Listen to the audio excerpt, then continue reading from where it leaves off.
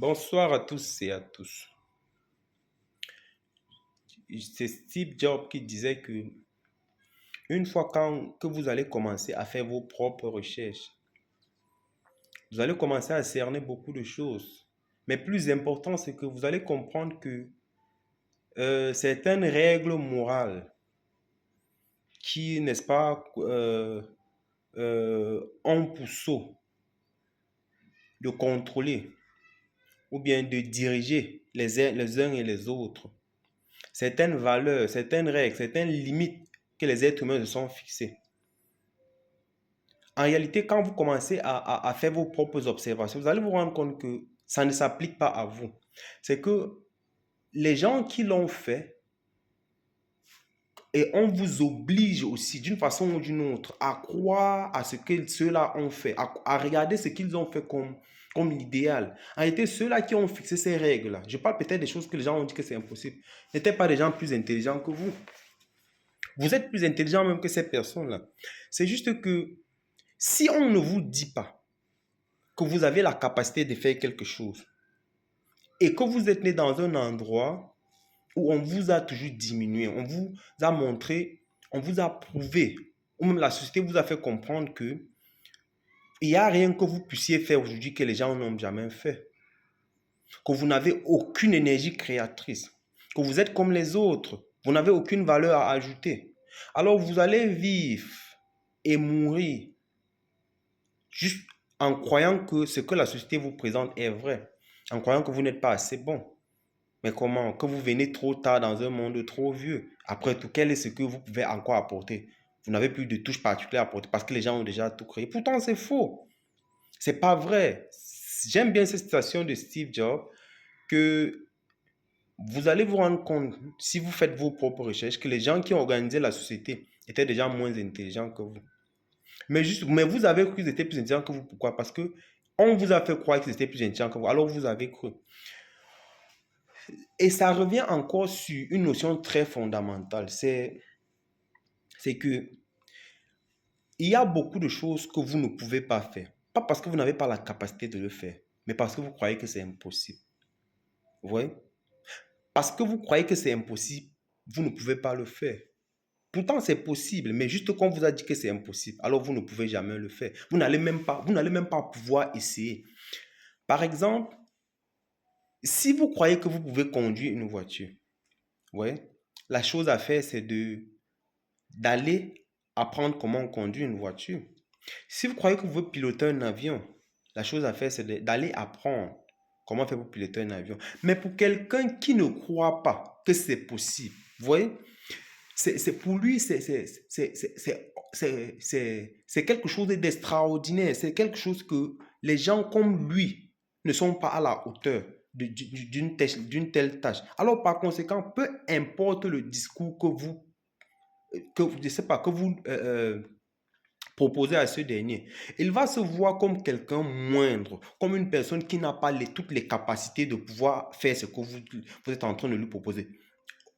Pour couper peut-être court, vous serez en train de parler à quelqu'un par rapport à quelque chose que lui-même, il s'est déjà refusé l'opportunité de faire. Et c'est chose perdue, c'est peine perdue à tout prix.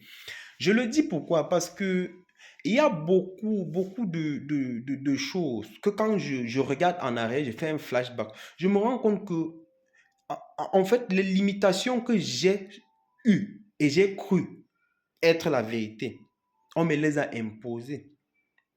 En réalité, je n'avais pas de limitation. Et comme tout le monde, je n'avais pas de limitation. Mais puisque les gens qui m'ont éduqué, à ceux dans laquelle j'ai grandi, l'environnement où j'ai grandi, je n'ai pas vu les gens faire des choses extraordinaires. Alors j'ai vu j'ai vu des gens faire des choses de façon ordinaire, tellement médiocre, et j'ai cru que ma vie, mon essence n'était résumée qu'à la médiocrité.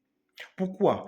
Parce que s'il n'y a pas quelqu'un, si vous ne voyez pas les gens faire quelque chose qui vous pousse à penser, par exemple, si vous êtes né dans une pièce comme celle-ci, c'est-à-dire dans une chambre, et que vous avez passé toute votre existence dans cette chambre, dans cette pièce, vous n'êtes jamais sorti, et que tout est couvert, vous voyez? vous allez vivre toute votre vie, jusqu'à votre existence, jusqu'à vos derniers jours sur terre, pensant que la vie ne se résume que dans votre pièce. Mais une fois que vous sortez de cette pièce-là, vous allez vous rendre compte que, au fait, ce que vous pensiez être la vie est un grain de sable dans un océan. Et c'est ça l'élévation, c'est ça l'ouverture d'esprit. Vous voyez? Et il y a aussi quelqu'un qui parlait bien de ça, que j'aime bien, c'est Platon en fait. Il parlait de la dialectique ascendance et la dialectique descendante. Au fait, ça se résume comment? Ça se résume en disant que il y avait des gens qui étaient nés qu'on avait pris pour esclaves. Ils sont nés dans les caves, vous voyez? Et puis, ils avaient des enfants également. Vous voyez, on met les gens dans des caves, dans des tréfonds profondeurs de la terre, en fait. Vous voyez? Et puis, ils vivent là-bas. Ils ont passé toutes leurs éternités là-bas. Vous voyez? Et puis, l'imagination, leur idée par rapport à la vie se résume uniquement dans la cage. Vous voyez un peu? Suivez l'analogie. Et ils sont enchaînés. Ils ne peuvent pas, ils sont enchaînés les uns et les autres. Vous voyez? Et puis les chaînes qui les tiennent sont aussi perforées, leur empêchent d'avancer. Ils sont enchaînés les mains et les pieds. Ça les empêche d'aller de l'avant, ça les empêche encore d'aller de l'arrière. Ils ne peuvent pas faire de mouvement. Vous voyez? Maintenant, juste de l'autre côté du mur qui les sépare, c'est l'océan. Vous voyez? Il y a l'océan juste de l'autre côté du mur qui les sépare. Maintenant, il y a des gens, des soldats, qui partent à la recherche du trésor. Et quand ils reviennent, les esclaves ou les gens qu'on a enchaînés suivent les échos, la voix des gens. Et maintenant, quand ils suivent l'écho, il y a l'ombre, leur ombre se projette sur les murs. Vous voyez? Et maintenant, leur perception d'écho, les voix qu'ils écoutent, ils pensent, et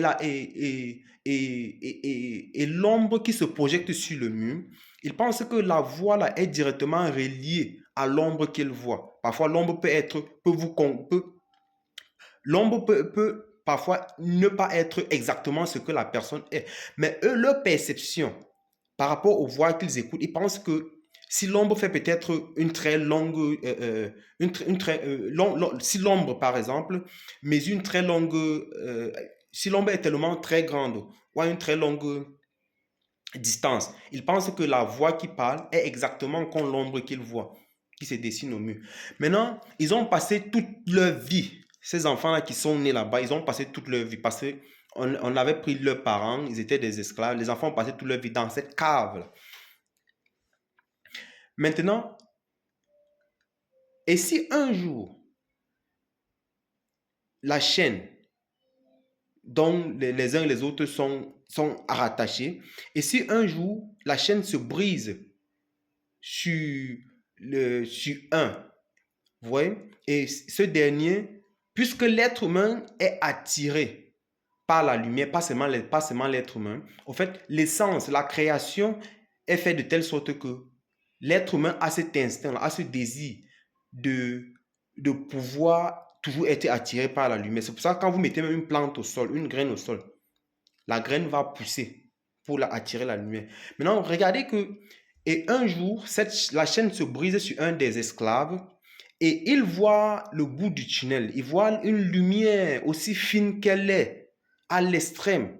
Vous voyez que immédiatement, il va commencer à aller vers la direction de la lumière. Et quand il arrive où la lumière, où cette lumière, n'est-ce pas, qui n'est qu'une fine partie de la réflexion du soleil au niveau de la cave à l'intérieur, quand il lève les yeux pour essayer de percevoir la lumière, il y a comme une forte quantité ou bien comme une forte visibilité du soleil sur son visage qui l'empêche de voir, qui parfois peut presque l'aveugler. Vous voyez? Maintenant, il va se reculer. Après, il commence à monter. Vous voyez? Puisqu'il est attiré par le lumière, il commence à monter pour sortir de ce trou. Maintenant, vous voyez que quand il sort du trou, il commence à marcher. Il rencontre, et devant lui, il voit une petite rivière. Et quand il s'abaisse pour boire un peu d'eau, il regarde son image dans l'eau, qui l'effraie. Et il est tellement effrayé qu'il veut fuir. Vous voyez? Il ne sait pas que c'est son image qu'il est en train de voir. Maintenant, dites-vous que et les soldats se rendent compte que quelqu'un s'est échappé. Puisqu'il est avancé par rapport à lui, les soldats lui demandent de rentrer, reviens. Et ne dites surtout pas aux autres, à ses confrères esclaves, bien sûr, ce que tu as vu de l'extérieur. Oui, et c'est comme ça qu'on le ramène dans la cave. Vous pensez que s'il explique à ses collègues ou à d'autres esclaves ce qu'il a vu, est-ce qu'ils vont le croire? Ils ne vont pas le croire. Vous voyez? Et s'il leur dit que j'étais en haut et j'ai vu, il y a un pâturage meilleur en haut, vous voyez? Cherchons comment sortir de cette cave, vous voyez? Est-ce qu'ils vont croire? Non, ils ne vont pas croire. Maintenant, certains des esclaves vont même dire que tu étais avec nous ici à l'intérieur, en haut tu es parti et tu es revenu. N'était-il pas mieux de rester que de partir et revenir? Mais s'il leur explique ce qu'il a vu, la lumière qu'il a vue, la liberté qu'il a vue, est-ce qu'ils croiront? Ils ne croiront pas. Vous voyez?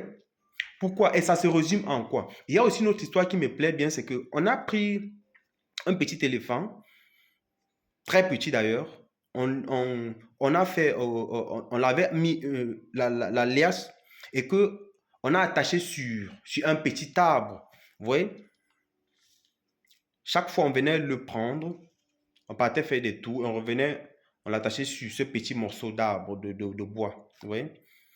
Maintenant, l'éléphant a grandi tellement gros, avait déjà la capacité n'est-ce pas, de défoncer cet arbre-là. Mais puisque dans son subconscient, il sait, il croit que, parce que quand il était petit, il a essayé de s'échapper, c'était difficile. Il grandit avec la même mentalité, il pense toujours que c'est impossible. Tant bien même que son poids le permet de détruire tout ce qui est à son passage pour s'échapper, mais il ne le fait pas. Pourquoi? Parce qu'il a été programmé. Il a été programmé depuis le bas âge à croire qu'il ne pouvait pas s'échapper. C'est pour ça que même quand il a les possibilités, il a la capacité, il a la force de s'échapper, il ne le fait pas. Et c'est la même chose. Je parle d'une expérience personnelle que quand je fais un flashback, un retour en arrière, je me rends compte que de la même façon, j'avais été programmé. Et beaucoup d'entre nous, vous voyez, on vous programme d'une façon où, peu importe ce que vous faites, votre résultat est connu avant que vous ne posez un acte. Maintenant, puisque vous ne pouvez pas faire quelque chose que vous n'avez pas, on ne vous a pas programmé à faire. Si vous ne pouvez pas être un Android et on vous met une application, votre système d'exploitation ne peut pas être le système d'exploitation d'un Android, on vous met des applications, peut-être Apple, ça fonctionne, ça va rejeter. Si vous êtes programmé pour être pauvre, vous allez être pauvre. Peu importe le travail que vous faites, vous allez être pauvre. Pas parce que vous ne travaillez pas, pas parce que vous êtes quelqu'un de méchant, mais ce que on vous a programmé à être pauvre. La société vous a programmé à être pauvre. Parfois même c'est inconscient, de façon inconsciente. Parce que vous êtes né, vous avez vu les gens pauvres et c'était quelque chose de normal, vous voyez. Maintenant, vous grandissez avec ça pensant que c'est normal. C'est pour ça que quand vous vous rendez compte que les choses deviennent difficiles, vous commencez à travailler de façon externe, vous travaillez dur. Vous pensez pouvoir changer quelque chose de façon physique. Pourtant, le travail doit se faire à l'interne.